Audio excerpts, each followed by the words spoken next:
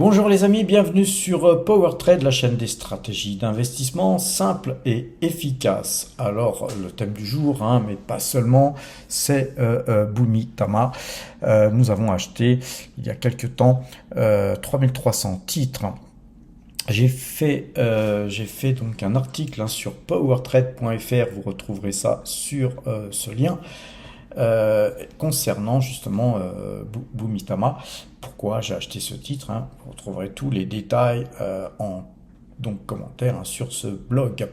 Maintenant, nos power traders qui ont été abonnés à PowerTrade Premium, eux ont été avertis avant même que j'achète ce titre. C'est une habitude qu'on va prendre. Il y aura certains achats qui vous seront divulgués à peu près une semaine, 2 semaines après avoir été acheté par mes soins, puisqu'effectivement c'est dans la version premium. Alors c'est vraiment très peu souvent, c'est pas ça qui va changer énormément le résultat, puisque vous voyez que Bumitama actuellement ça pèse 0,13% seulement de l'ensemble du portefeuille, donc c'est peanuts, donc ne prenez pas mal le fait que vous soyez alerté une semaine, 2 semaines, 3 semaines, un mois même après sur des petits trades comme ça, mais c'est surtout car ça fait une émulation de groupe sur le WhatsApp. Ça nous permet d'avoir des conversations sur certains titres, etc. Et puis aussi de pouvoir se former de pourquoi on achète ceci, pourquoi on achète cela. La version PowerTrade Premium, elle sert aussi surtout à apprendre à détecter vous-même des titres sur lesquels vous pourriez investir sans même me demander, on va dire entre guillemets, la permission, car beaucoup de messages aujourd'hui sont des messages: Patrick, qu'est-ce que tu penses de ceci, qu'est-ce que tu penses de cela? Écoutez les amis, je vous donne tout ce que je sais, donc normalement vous êtes censé en savoir autant que moi, et je dirais même peut-être bien plus si vous vous formez en lisant, en creusant. Vous allez peut-être pouvoir, je l'espère, me dépasser. Le but est là. On dit toujours que l'élève doit dépasser le maître. Et puis moi, voilà, moi je me sens pas du tout comme un maître. Je suis simplement, on va dire, investi d'une mission. C'est de convertir des gens à la finance, à investir et à, si possible, arriver à la liberté financière avant d'arriver à l'âge de la retraite, car de plus en plus l'âge de la retraite recule, et profiter de la vie avant d'être complètement gaga et au bord de l'antichambre où vous sucrerez les fraises et l'article de la mort. Voilà, il faut profiter de la vie, les amis. C'est déjà, si je peux vous inculquer ça, c'est la première des leçons. Profiter de la vie est la chose la plus importante. Alors, concernant ce groupe, il a tellement cartonné que nous allons être très prochainement obligés de transformer le WhatsApp en Discord. C'est prévu, ça va être fait, vous inquiétez pas, car il y a tellement de messages, tellement de gens qui s'expriment sur ce groupe, que nous allons devoir compartimenter les choses et faire en sorte que ça soit plus lisible. Alors, regardons à présent, puisqu'on a vu le portefeuille PowerTrade, on va regarder le portefeuille débutant. Le portefeuille débutant qui se porte très bien, plus 137,65% depuis le début de l'année. C'est un tout petit portefeuille comparé au portefeuille PowerTrade. C'est un résultat 2024 de plus 2738 euros, et donc ce portefeuille actuellement maintenant se monte à 4728 euros, portefeuille qui a été monté il y a 20 mois dans un esprit éducatif. Allez voir les anciennes vidéos. Aujourd'hui on ne va pas parler plus que ça du portefeuille débutant. Alors, à quel prix avons-nous acheté Bumitama? Vous voyez que voilà, on a eu 1800 titres à 0,70 dollars, hein, ce sont des Singapour dollars, et puis on en a eu 1500 autres, toujours au même prix, hein.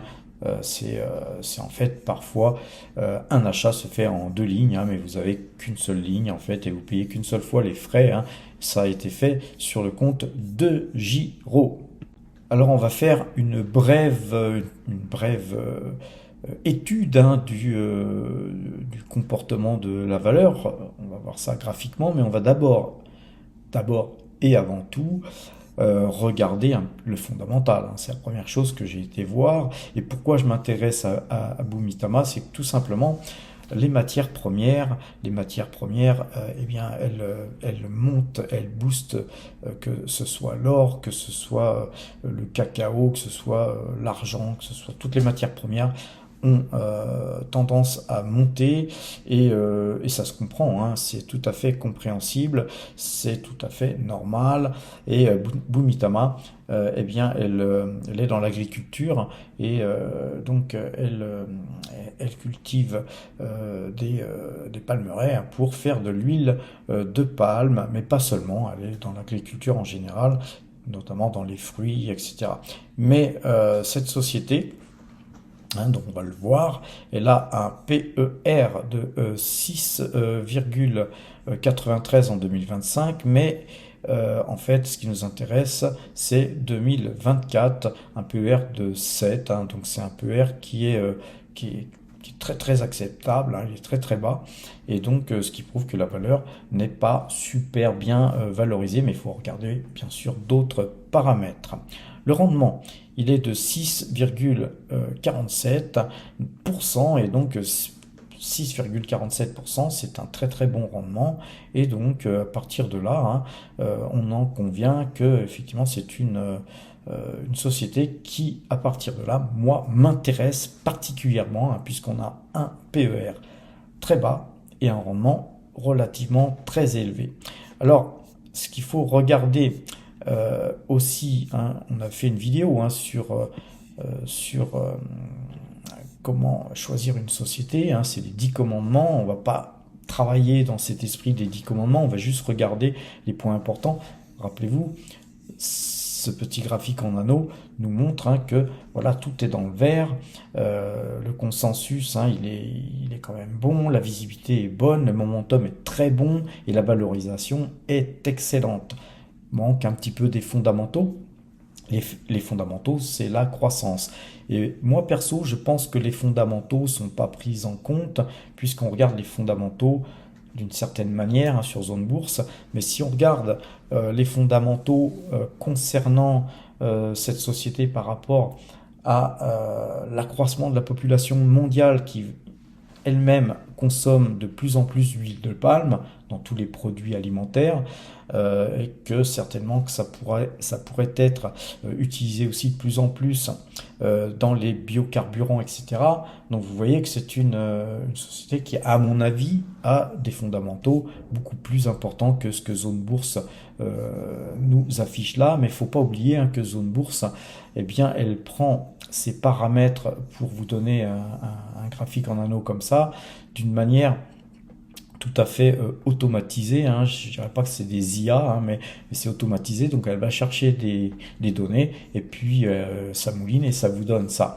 Par contre, si vous mettez de l'intelligence, et non pas artificielle mais humaine, vous pouvez vous dire que effectivement tout ce que je viens de vous dire, le nombre d'êtres humains qui est en accroissement constant sur la planète, et puis la consommation qui augmente chaque année, eh bien on devrait avoir des fondamentaux bien plus importants qu'affichés sur ce petit graphique en anneau. Maintenant, j'aime bien regarder la situation bilancielle pour regarder, vous voyez, les petits pavés bleus qu'on a. Tout ça, c'est l'endettement, hein. C'est en fait la dette nette, hein, que vous avez. Et vous voyez que cette dette nette, eh bien, elle ne fait que de s'abaisser d'année en année, hein. Vous voyez que visuellement, moi j'aime mieux le regarder ici sur ce graphique, et vous voyez qu'elle baisse, hein, en 2019, 2020, 2021, 2022, 2023 et 2024. Nous n'avons plus de dette du tout, et n'ayant plus de dette du tout, c'est vraiment que cette société nous montre sa directive en fait. Hein. Elle ne nous l'a pas dit dans les rapports ni quoi ni qu'est-ce, mais on le voit bien qu'elle se désendette. Et donc dans les non-dits, on peut en déduire des choses. Et d'ailleurs, la perspective que nous donne Zone Bourse, c'est qu'il va y avoir de la trésorerie. Qui dit trésorerie, les amis, qui dit trésorerie, dit que tout simplement, à un moment donné, cette société va se retrouver avec plein de cash dans ses fouilles et qu'elle va devoir distribuer à ses actionnaires, soit par la distribution d'un dividende exceptionnel, soit par une augmentation de ce dernier, ou soit par l'achat de ses propres actions, ainsi que la destruction de ces dernières, ou tout simplement l'achat de peut-être nouvelles exploitations. En tout cas, quoi qu'il en soit, ça ne pourra être que positif pour la valeur. Et c'est pourquoi donc je l'ai acheté. Ensuite, quand on veut aller plus loin, et bien sûr, qu'est-ce qu'on fait les amis? On va voir les graphiques. Et donc, concernant le graphique de Boomitama, je vous l'ai mis en monthly. Hein. En monthly, on voit mieux les choses. Hein. Souvent, il faut changer de période, hein, les amis. Surtout quand on découvre un titre, hein, pour voir de plus loin. Moi, j'ai un écran panoramique, hein, donc sur le daily, hein, je peux le dérouler sur une grande surface. Mais par exemple, là, pour vous expliquer, je suis obligé, hein, de passer en monthly de façon à condenser un petit peu toutes les bougies, hein, sur une petite surface. Et aussi en monthly, hein, ça m'arrive quand même malgré tout d'aller voir comment les figures se forment, parce qu'il y a des figures intéressantes. Comme là, on a une tête-épaule inversée. Vous avez une épaule ici, une tête et une autre épaule ici. Et donc, globalement, sur ce trend, hein, sur ce plus haut là et ce plus haut là, et bien globalement on va aller rechercher, aller taper ce trend, hein, si le marché veut bien, hein, si on est orienté vers la hausse, c'est vers là qu'on va aller. Peut-être même allons-nous casser ce trend, et si ce trend était cassé, et bien nous reporterions bien sûr encore plus fortement sur la valeur. Ensuite, on alterne, hein, on passe d'une échelle de temps à une autre, hein. On était en monthly et là on repasse en daily pour voir et pour zoomer bien sûr, pour voir ce qui se passe sur ces derniers temps. Et là on voit que depuis quelques temps, eh bien, nous avons ici une zone de latéralisation qu'on a eu ici, mais à force de latéraliser, on a dessiné une sous-coupe, hein, puisqu'on a latéralisé en venant de plus haut, à latéraliser en touchant des plus bas, et ensuite on observe que le titre cherche à rejoindre ces plus hauts. On n'a pas encore refait ces plus hauts là, mais on voit qu'on est sur cette zone là, et donc c'est très bien, c'est haussier. En plus, on a cassé ce canal de latéralisation vers le haut, et on a touché quasiment le trend, hein, là qu'on a ici, pour ensuite refaire un pullback. Hein. Peut-être que c'est un pullback. Pour l'instant, on ne peut que imaginer les choses. Et donc, si c'était vraiment un pullback, hein, bien qu'on l'ait cassé un petit peu, mais on est venu sur donc former, hein, cette assiette. On a recassé vers le haut, moyenne 2 jours, 12 jours, qui est somme toute bien orientée. Nous avons donc toutes les raisons de croire, hein, que ce titre va continuer à monter.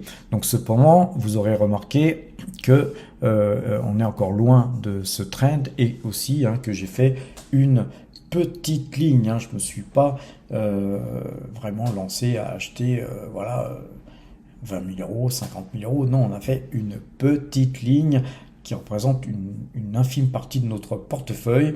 Et cette petite ligne, hein, c'est bien sûr pour commencer. C'est ce que moi j'appelle le couteau dans la plaie.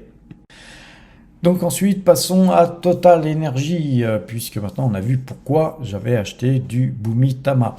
Alors Total Energy, rappelez-vous, ici on avait cette zone qui était une ATH à ce moment-là, et nous on avait allégé juste un petit peu avant cette zone, parce que je pensais que Total Energy allait être coiffé. On avait allégé après un super mouvement haussier, et on avait allégé la moitié de notre position, et nous avions une énorme position, hein, sur Total Energy. Ensuite, hein, évidemment, on a attendu un certain temps puisqu'on a latéralisé, et puis ensuite, eh bien, sur cette période-là, nous avons acheté, hein, on a acheté, beaucoup acheté. On a refait notre ligne qui avait été vendue, et même un peu plus, de façon à engranger, hein, en cas où ce titre partirait et cassait cet ATH, à engranger du pognon. Donc c'était notre scénario, notre hypothèse de travail. Et puis, effectivement, on a beaucoup acheté, donc on a accumulé, hein, c'était une phase d'accumulation. Et au final, quand on a donc cassé ce trend, eh bien le titre est parti bien sûr, hein, comme une flèche. On a eu un très très fort mouvement haussier, on a allégé 1630 titres je crois.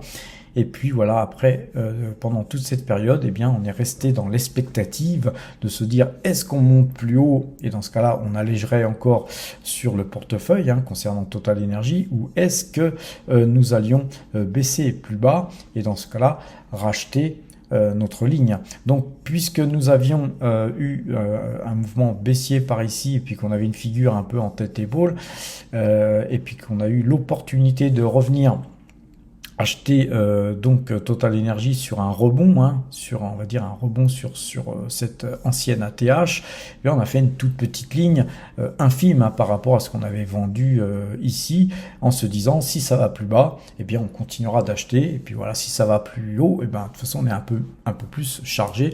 Donc on n'avait pas chargé la mule, hein, les amis, on avait juste fait un achat pour justement consolider notre ligne Total Energy, notre ligne existante. Concernant Ecopétrol, alors sur Ecopétrol, hein, c'est bien simple, on a une figure ici qui est sympathique, hein, puisqu'on a une tête-épaule inversée, une épaule ici, une tête ici, une épaule. Eh bien, je pense que voilà, ce titre va partir, hein, vu qu'ici, on avait déjà eu une tentative de partir, et puis non, le titre a fléchi, et puis donc on a fait un pullback, et ce titre repart à la hausse. Donc il faudrait casser maintenant ce point-ci, qui est à 12,30, hein. Si on casse 12,30, hein, ce titre devrait partir très haut. Concernant Petrobras, eh bien, Petrobras a une belle configuration. Je vous rappelle qu'on est toujours sur Petrobras dans un canal très haussier, donc on conserve, hein, on est en milieu de canal. Pour moi, hein, de toute façon, hein, Petrobras, c'est un titre, comme d'ailleurs Ecopétrol, qu'on garde, et un petit peu à l'image de Total Energy, des titres, hein, que l'on garde pour le dividende. Hein, c'est du dividende qui est craché, et ce dividende, après, on s'en sert pour faire du swing trading sur d'autres valeurs. Pourquoi pas, hein, les amis. Sur DNO ASA, on a une belle figure aussi en tête-épaule inversée avec une cassure de ce trend. Vous voyez que ce trend, il vient de très loin, et donc c'est très fort, et là je pense que DNO ASA devrait aller casser un petit peu ses plus hauts ici, et puis partir encore plus haut, hein, à l'image de tous les points qu'on a, hein, parce que pour retrouver les points qui sont résistance, hein, c'est ces points-là qui seraient déjà à 13,10 on va dire, et puis ensuite après on a du 15, et puis ensuite on a du 16, et donc voilà, si on pouvait déjà voir 15-16, ça serait une énorme remontée sur ce titre, les amis. Concernant donc Rubis, rien de spécial à faire, on est toujours, hein, sur le titre, hein, on a fait une petite pause ici, on latéralise. Moi perso, je pense qu'on va aller sur cette zone, sur ce trend, sur les 36-37 euros. Voilà, on a acheté à 32,76. Après, peut-être va-t-on casser ce trend, on surveillera. Pour l'instant, on conserve, on fait rien de plus. Concernant GTT, qui est un titre que nous avons accumulé, hein, on l'a accumulé de multiples fois, on est en train, je pense, de rebondir sur ce bas de canal haussier, et donc vous voyez que voilà, on est à peu près un petit peu en dessous, hein, du prix là affiché, donc on a encore à voir ce titre rebondir avant d'extraire de la performance, hein. Donc nous conservons GTT, qui est une très belle valeur, hein, qui, je le rappelle, GTT a un carnet de commandes bien rempli. C'est une valeur qui nous verse un bon dividende, une valeur de croissance de qui plus est. Et bien voilà, on conservera ce titre. On va terminer l'analyse graphique sur H-Auto, Egg Autoliner, qui est une superbe valeur, qui a la meilleure note de notre tableau, hein, sur le site powertrade.fr, allez voir notre notation, hein, les 10 meilleures notations que nous affichons dans ce tableau, et Autoliner est la meilleure note, hein, donc c'est vraiment pour moi peut-être le meilleur investissement à faire, mais vu qu'on ne connaît pas trop la valeur, on reste prudent. On a déjà une belle ligne là-dessus, on ne refera pas feu plus que ça, et par contre voilà, nous ce qu'on va jouer, c'est que cette valeur va aller certainement toucher le haut de son canal si l'analyse graphique reste ainsi orientée. Et puis en plus voilà, comme c'est la meilleure note de notre portefeuille, je pense que beaucoup d'opérateurs commencent à revenir sur cette valeur car elle verse un énorme dividende. Alors les amis, à présent, regardons Pfizer qui était sorti de ce canal, qui a baissé un petit peu, et puis là, il y aurait un vaccin pour les poumons, une bronchiolite, je ne sais pas quoi, j'ai pas suivi, hein, mais en gros, eh bien, du pognon à faire, hein, bien sûr, les amis, les vaccins, nous on n'aime pas ça, mais par contre, on aime bien toucher les dividendes de Pfizer qui sont pas si mauvais que ça. Eh bien, Pfizer gagnait 1,63% en clôture des marchés américains vendredi. Concernant Thermador, c'est un titre que j'adore, Thermador, j'adore. Eh bien, vous avez une belle figure en double bottom ici, et là, on est en train de buter sur ces points hauts. Si on cassait ça, ce que je pense qui va arriver, eh bien, on a une configuration qui est en fait en tête-épaule inversée. Vous avez une épaule ici, une tête et une épaule un peu à la Quasimodo, un peu tordue, un peu comme moi. Vous avez là l'opportunité d'aller revoir les plus hauts si effectivement cette ligne de coup était cassée. On va voir Google vite fait. Google, toujours dans son trend, son canal haussier. Elle a voulu rebondir sur ce trend, mais même pas la toucher, donc on est bien orienté. Donc sur ce titre. Alors les amis, maintenant on va aller voir un portefeuille. Et c'est le portefeuille d'un power trader, donc il m'avait demandé d'analyser ça, et voilà, je lui ai répondu, je lui ai donné ce que je pensais qu'il fallait qu'il fasse, disons que moi, ce que j'aurais fait à sa place, et donc on va voir ça. Vous voyez que c'est un portefeuille de 300 et quelques mille euros, et on voit qu'il y a énormément de lignes en portefeuille, et donc la première constatation, c'est qu'il y a trop de lignes. On ne peut pas suivre un portefeuille comme celui-là. Il faudrait être 2 gestionnaires au moins pour pouvoir suivre correctement ce portefeuille. Et donc, mon premier conseil, c'est d'alléger, vu qu'il y a des très belles performances dans ce portefeuille, mais il y a par contre des performances catastrophiques. Et donc, l'un dans l'autre, avec un portefeuille comme ça, on a tendance à faire du surplace. Alors, moi, mon premier conseil, c'est d'alléger toutes les valeurs qui n'ont pas de potentiel, des valeurs qui sont en perte. Il faut savoir couper ces pertes, les amis. À un moment donné, c'est long. Des fois, moi, en général, je coupe une valeur par an. Une valeur par an que j'ai en portefeuille. Je traîne un peu, je suis un peu comme tout le monde, et à un moment donné, je coupe une valeur. Je crois que la dernière valeur sur laquelle j'étais sorti, c'était Exo, une toute petite ligne de rien du tout que j'avais acheté, je crois que c'était un peu après le Covid. Et puis c'est une valeur qui a jamais monté au bout d'un moment, comme c'était une toute petite ligne que j'avais fait quand j'avais créé le compte de Giro pour vous faire des vidéos. Eh bien, cette valeur Exo, eh bien, il y a un moment donné, j'ai coupé avec une perte de, je sais plus, 80%, mais j'ai dû perdre 500 euros, et puis voilà la belle histoire. Mais de conserver ce titre en portefeuille encore aujourd'hui, ça n'aurait pas de sens, parce que ça nuirait à la visibilité de ce portefeuille. Puis de l'autre côté, quand bien même il vous reste 300, 400, 500 euros à réinvestir dans des vecteurs porteurs, eh bien ça a du sens de couper des positions perdantes. Alors la première position que je couperai, c'est Carmat. Alors évidemment, on peut couper cette position, et puis 3 jours après, Carmat pourrait sortir le lancement de son cœur artificiel, blablabla, mais depuis le temps qu'il travaille sur ce cœur et qu'il n'arrive pas à en fait à faire un produit fini, commercialisable. Écoutez, moi je pense qu'il faut se barrer de ce truc-là, même si on investit là comme notre ami l'avait fait 4359 euros et qu'il lui reste 1111 euros, eh bien c'est toujours 1111 euros qui seraient bien sûr mieux investis ailleurs. Et donc c'est la première ligne que je couperai. La deuxième ligne que je couperai, c'est Kering. Et alors voilà, comme c'est une grosse ligne où il avait investi 10 819 euros, il se retrouve avec 7 373 euros, 3 445 euros de perte. Donc je conçois dur à couper comme position, car autant couper Carmat, se dire oui, ça marche pas, ça marchera sûrement jamais, ceci, cela. Alors que couper Kering, c'est aussi se dire ouais, mais c'est une bonne boîte, une belle société, ils sont dans le luxe, ça marche toujours. Sauf que oui, ça marche toujours, sauf que ça marche beaucoup moins.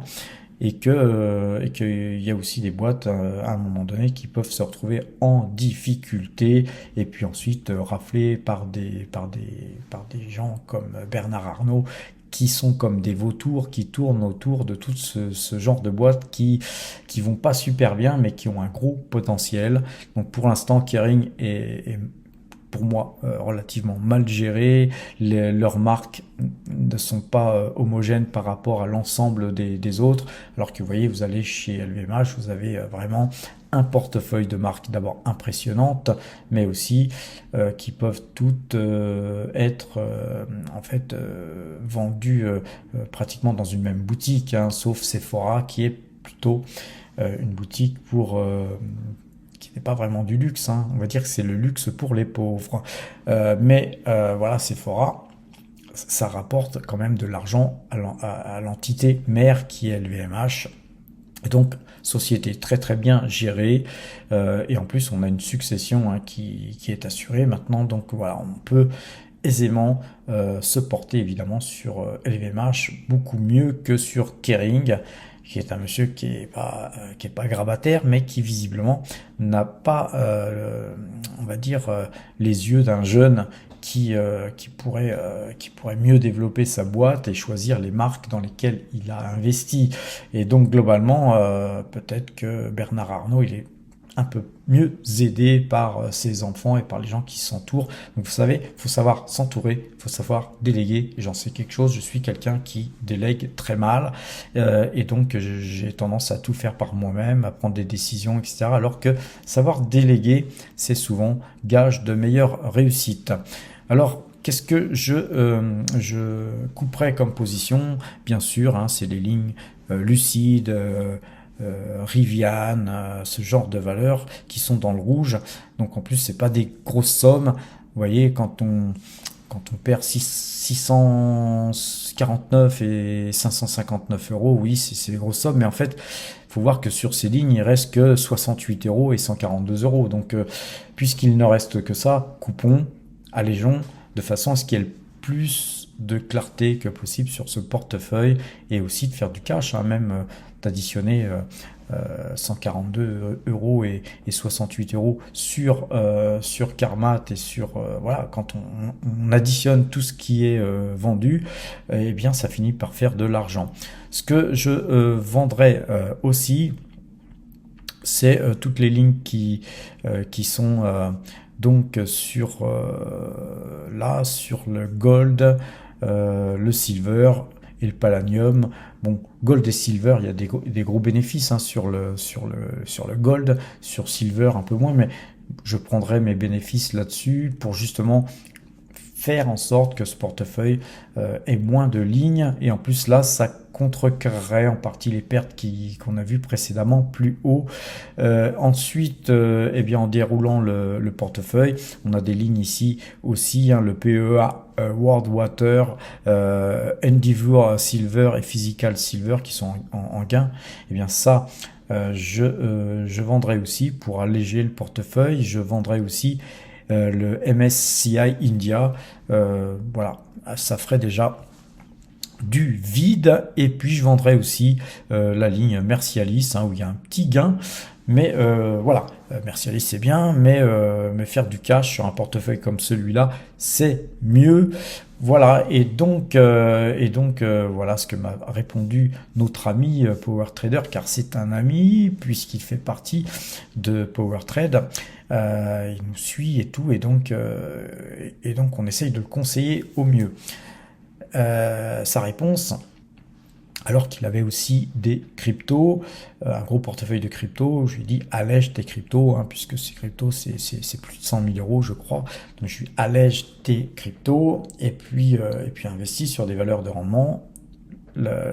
Le ratio bénéfice-risque sur les cryptos n'est pas bon par rapport au portefeuille, puisque quand vous avez 100 000 sur les cryptos et puis 300 000 sur un portefeuille action, vous voyez bien que vous êtes en risque assez élevé. Donc ce que je lui proposais, c'est de diminuer la voilure sur les cryptos tout en y restant, et même un portefeuille de 50 000 euros sur un portefeuille comme ça, c'est encore beaucoup, mais d'alléger de moitié, c'est faisable, je pense, et que ça permet de développer des stratégies meilleures. Maintenant, je sais que pour lui, ça va être dur.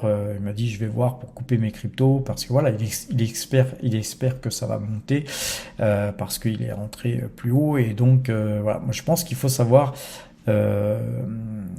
revoir ses stratégies quand on a eu tort. Il faut, quand le marché monte, et peut-être pas jusqu'où on est entré, il faut savoir peut-être prendre des décisions, sachant que si les cryptos continuent à monter, quand il te reste 50 000 euros de crypto, de toute façon tu te gorges quand même de pognon. Donc le but, c'est ça, puisque rappelez-vous, vous êtes sur la chaîne du pognon. Et donc voilà, donc mon conseil, c'était ça, de façon à ce que, globalement, tout cet argent puisse être réinvesti ailleurs. Ce que je sais pas si je l'ai dit, mais ce que je vendrai aussi, c'est Covivio, la dernière ligne de ce portefeuille, de façon à, même si il n'y a que 38,50 € à extraire, eh bien, quand on a un gros portefeuille comme celui-là, avec une ligne à 535 €, ça n'a pas de sens, sauf si c'est un couteau dans la plaie, et que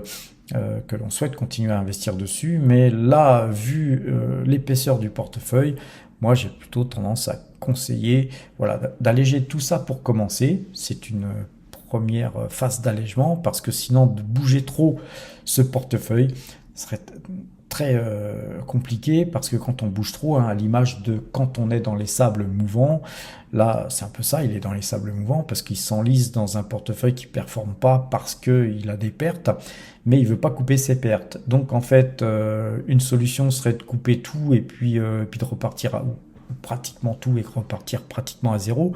Donc ça serait quasiment se débattre. Et quand on se débat dans les sables mouvants, eh bien on s'enfonce. Quand on est en panique, on s'enfonce. Donc là, ce qu'on cherche à faire, c'est à attraper une liane et à se sortir progressivement de cette merde, et puis d'aller prendre une douche, quoi. Et donc voilà le conseil que j'ai à donner à notre ami. Et donc voilà, il m'a dit que oui, Kering, il n'a pas envie de la couper. Et donc nous allons continuer cette vidéo en expliquant comment, par exemple, couper Kering quand on a une difficulté psychologique à couper une ligne. Et donc on va devoir retourner sur les graphiques. Et pour ce faire, on va regarder donc Kering. Et Kering, donc on a conservé tous les trends que je vous avais tracés lors de l'analyse de Kering, puisqu'il y avait des gens qui m'avaient posé des questions à l'époque. Beaucoup de gens me disaient, Patrick, mais pourquoi tu n'investis pas dans Kering? Pourquoi tu choisis LVMH? Kering est moins cher, blablabli, blablabla. Aujourd'hui, voilà, eh bien on voit que pourquoi j'avais pas investi dans Kering, car encore une fois, allez voir la vidéo les 10 commandements qui vous permettent de prendre des décisions d'achat ou de vente, et vous comprendrez bien sûr pourquoi je n'investissais pas dans Kering à l'époque, et pas seulement parce que j'aime pas leur marque, leurs produits, et que je préfère celles de LVMH, de Hermès, ou voire de L'Oréal, qui sont des sociétés qui en plus, à mon avis aussi, sont mieux gérées. Donc le management, c'est aussi important à regarder. Mais voyez que là, sur ce graphique, On a une épaule, une tête, une épaule, hein, je vous l'avais montré. Et puis je vous ai dit que si on cassait cette ligne de cou, eh bien ça irait très bas. Et que très bas, ça serait certainement, on va voir ici, les très bas, c'est la zone ici hein, où on avait à l'époque latéralisé assez longtemps. Et que vous voyez que globalement, puisque ça a été cassé, eh bien on va zoomer hein, pour voir un peu mieux le problème qu'il y a actuellement graphiquement sur cette valeur, c'est que vous voyez qu'à un moment donné, quand on avait touché ce point-là, on a rebondi, on a cassé ce trend, mais en fait, c'était qu'un rebond technique, hein, puisque quand on a dévalé une pente comme celle-là, rebond technique, et puis ensuite on a latéralisé, pour un décrochage énorme ce jour-là. Et quand on a un décrochage comme ça, c'est parce qu'il se passe quelque chose de pourri, et c'était pourri. Et donc là, souvent, sur des pullbacks, hein, parce que graphiquement, il y a toujours des reprises techniques. Sur des pullbacks, c'est le moment de sortir. Si ça n'a pas été fait, bon, on joue un rebond sur ce trend une deuxième fois, pourquoi pas. Moi, je suis prêt à tout écouter, hein, mais sauf que quand on casse ce trend-là, hein, puisqu'on ne l'a pas cassé ici, quand on le casse ici, eh bien les amis ici, eh bien on essaye de revenir, de recasser, on peut pas, puis on repart. Donc là, on a une configuration vraiment particulièrement pourrave, puisque la moyenne 2 jours, 12 jours est vendeuse, on n'a pas pu casser cette résistance. Eh bien les amis, où va ce titre? Eh bien ce titre il va sur le trend jaune qu'on avait tracé tout à l'heure, hein, rappelez-vous, hein, qui est la période où on avait latéralisé très longtemps. Eh bien ce point-là, les amis, ce point-là, il se situe à 133, 134 euros.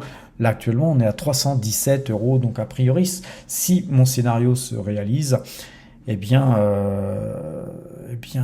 effectivement, vendre Kering à ce prix-là, c'est même une opportunité. Mais alors, il faut jouer opportunité intelligente. On va donc reporter les sommes qu'on aura donc vendues de Kering sur LVMH dont on parlait tout à l'heure. Pourquoi? Parce que sur LVMH, le graphique n'est pas bon non plus, puisque LVMH baisse beaucoup, mais beaucoup moins, dans une moindre mesure, surtout sur le moyen terme, que Kering. Donc on va profiter de vendre nos actions Kering pour se reporter sur du LVMH qui, elle aussi, a pas mal baissé, et donc a un potentiel de rebond assez important, et donc on pourrait regagner l'argent perdu sur Kering en se reportant sur LVMH très facilement.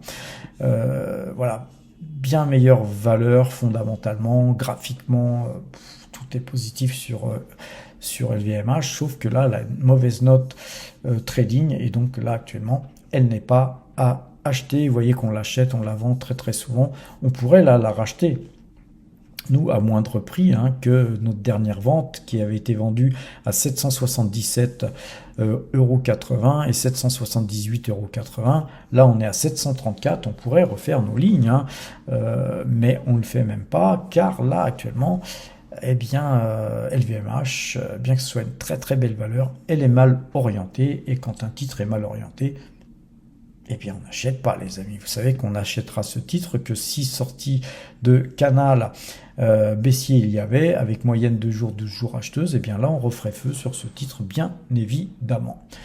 Donc, voilà comment, cher ami, tu pourras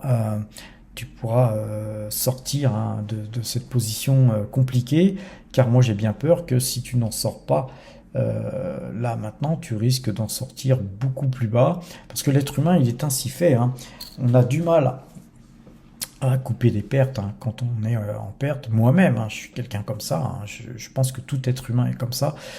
C'est pas amusant, c'est pas drôle de prendre des pertes dans la gueule, et donc qu'est-ce qu'on fait? On conserve. Sauf que par expérience, si vous avez fait ça très longtemps, il y a un moment donné, eh bien, à force de prendre des coups dans la gueule, vous apprenez à les éviter. À l'image d'un boxeur, au début, il prend des pains, puis à un moment donné, il commence à avoir des déplacements qui lui permettent d'éviter des coups, et puis aussi des blocages, etc. Maintenant, Voilà, c'est pas chose facile quand on a pris plein de coups dans la gueule, parce qu'on est tétanisé, on est un petit peu KO, et donc il faut savoir reprendre ses esprits. Et donc de temps en temps, il faut se poser devant son portefeuille et se dire, mais ça fait trop longtemps que j'ai ça, c'est en perte, je coupe. Et là, il faut prendre une décision. Mais je coupe, mais dans quoi je me reporte? Et là, c'est assez facile, puisque entre Kering et LVMH, on est dans le même secteur, on a une meilleure valorisation peut-être de LVMH, mais LVMH a aussi beaucoup baissé. Donc c'est l'occasion pour moi de se remettre dans le même secteur et de changer de cheval en fait, et de repartir au galop sur quelque chose qui va monter, plutôt que de rester sur quelque chose qui, même s'il n'allait pas sur les points que j'ai dit, ne reviendrait pas sur ses plus hauts. Il ne faut pas rêver.